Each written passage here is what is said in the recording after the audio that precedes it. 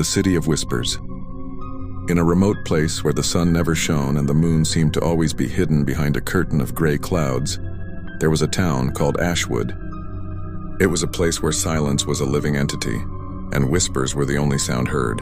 The town was filled with abandoned buildings and empty streets, but it wasn't deserted.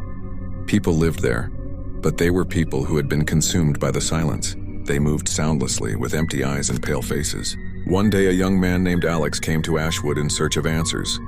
He had heard rumors that the town was haunted by an entity that communicated through whispers. Alex was determined to discover the truth behind the whispers. As he explored the town, Alex began to hear the whispers. At first, they were faint and barely audible, but they soon became louder and clearer. The whispers seemed to come from everywhere and nowhere at the same time. Alex followed the whispers until he came to a central square in the city. In the center of the square stood a statue of a woman with her mouth covered with tape.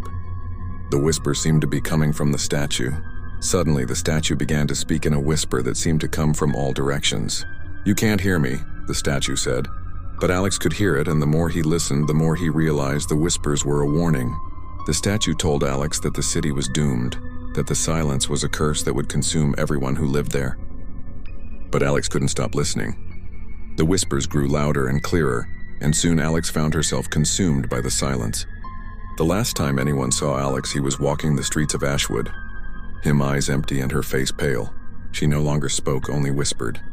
And the whispers became the only sound heard in the city. The city of Ashwood is still there, waiting for its next victim. And if you ever pass through there, don't you dare listen to the whispers, because you could lose your voice forever.